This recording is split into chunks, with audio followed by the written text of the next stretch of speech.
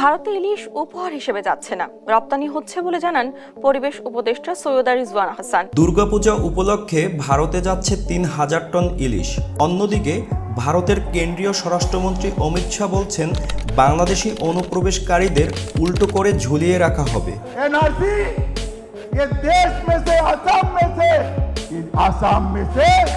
बांग्लादेशी घुसपैठियों को चुन चुन कर निकालने की व्यवस्था।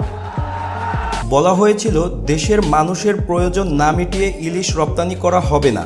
দেশের মানুষকে না খাইয়ে বাইরে পাঠানো আমি কোনো মতে অ্যাপ্রুভ করি না। কিন্তু আশ্চর্যজনকভাবে দুর্গাপূজা উপলক্ষে ৩,০০০ টন ইলিশ রপ্তানির সিদ্ধান্ত নিয়েছে বাংলাদেশ সরকার। ভারতে দুর্গাপূজা উপলক্ষে বিশেষ অনুরোধ ছিল, অনুমোদনটা দিয়েছে, যেটা ভারতের যারা মৎস্য ব্যবসায়ী এবং বাংলাদেশের মৎস্য ব্যবসায়ী তারা একটা অনুরোধের প্রেক্ষিতে এটা বাণিজ্য মন্ত্রণালয় দিয়েছে। এর সাথে মৎস্য ও প্রাণী সম্পদ মন্ত্রণালয়ের কোনো সম্পর্ক নেই। আমাদের এখনও সেই কমিটমেন্টটা আগের মতোই আছে যে আমরা বাংলাদেশের মানুষের জন্য ইলিশ যেন প্রাপ্যতা নিশ্চিত করতে পারি। কিন্তু প্রশ্ন হলো, বাংলাদেশের জনগণের পদ্মার ইলিশের চাহিদা কি মিটেছে? দেশের বাজারে ইলিশের দরই বা কেমন? চাঁদপুরের খান এন্টারপ্রাইজের মালিক জানান, ভারতে ইলিশ রপ্তানির ঘোষণা আসার পরপরই চাঁদপুর বাজারে ইলিশ মাছের প্রতি কেজিতে দাম বেড়েছে ২৫০ টাকা এবং মন প্রতি দাম বেড়েছে ১০ থেকে ১২,০০০ টাকা। কালকে ঘোষণাটা আসছে, গতকালকে দুপুরের পর থেকে আমাদের চাঁদপুর বাজারে সকালে যে মাছটা বিক্রি হয়েছে ৬০ থেকে ৬২-৬৩ টাকা মন, ওই মাছটা এই ঘোষণাটা মৌখিকভাবে আসার সাথে সাথে কিন্তু আমাদের বাজারে একটা আওয়াজ হয়ে গেছে। এটা আসার পরে ১২টা-১টার পর থেকে ওই একই সাইজের মাছের রেট হয়ে গেল ৭০-৭২ টাকা, মানে কেজি প্রতি ২৫০ টাকা, মন প্রতি ১০ থেকে ১২,০০০ টাকা বেড়ে গেল। শুধু তাই নয়, গত বছরের তুলনায় এই বছর ইলিশ কম ধরা পড়ায় দেশের মানুষের ইলিশের চাহিদা অনুযায়ী যোগান কম। অন্যদিকে স্বল্প সময়ের নোটিশে ভারতে ইলিশ রপ্তানির অনুমোদন, এই দুই মিলিয়ে এই মৌসুমে ইলিশের দাম বাড়তি থাকবে।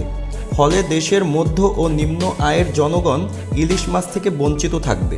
ইলিশ কিন্তু ভারতে উপহার হিসেবে যাচ্ছে না, এটা রপ্তানি করা হবে এবং রপ্তানির টাকাটা বাংলাদেশ সরকার পাবে। সেটা খুব ছোট করে দেখার মতন টাকা না। তর্কের খাতিরে যদি ধরে নেওয়াও হয় বৈদেশিক মুদ্রা আহরণের উদ্দেশ্যে এই রপ্তানি করা হয়েছে, তাহলে সবার আগে আমাদের ভাবা উচিত ছিল নিজের দেশের জনগণকে বঞ্চিত করে কাদের মুখে আমরা হাসি ফুটাতে যাচ্ছি, যারা কিনা আমাদের দেশের জনগণকে উল্টো করে ঝুলিয়ে রাখতে চায়। बांग्लादेशी घुसपैठियों को चुन चुन कर निकालने की व्यवस्था। এমন বৈদেশিক মুদ্রা এবং সম্পর্ক আমাদের কারোই কাম্য নয়। অন্যদিকে ভারতে ইলিশ রপ্তানি বন্ধে ব্যবস্থা নিতে সরকারকে অনুরোধ করে আইনি নোটিশ পাঠিয়েছেন সুপ্রিম কোর্টের এক আইনজীবী। ইন্ডিয়াতে ইলিশ রপ্তানির বিরুদ্ধে আমরা একটি আইনি নোটিশ পাঠিয়েছি।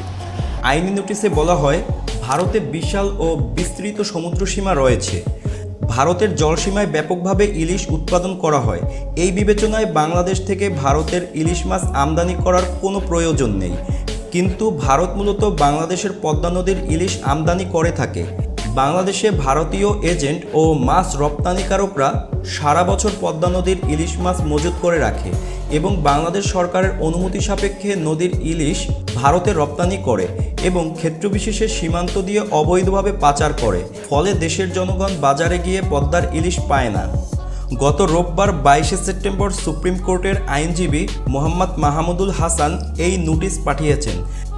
জাতীয় রাজস্ব বোর্ডের চেয়ারম্যান ও আমদানি রপ্তানি কার্যালয়ের প্রধান নিয়ন্ত্রক বরাবর এই নোটিশ পাঠানো হয়েছে। আইনি নোটিশ পাওয়ার ৩ দিনের মধ্যে ভারতে ইলিশ রপ্তানি বন্ধে প্রয়োজনীয় ব্যবস্থা নিতে নোটিশে অনুরোধ করা হয়েছে।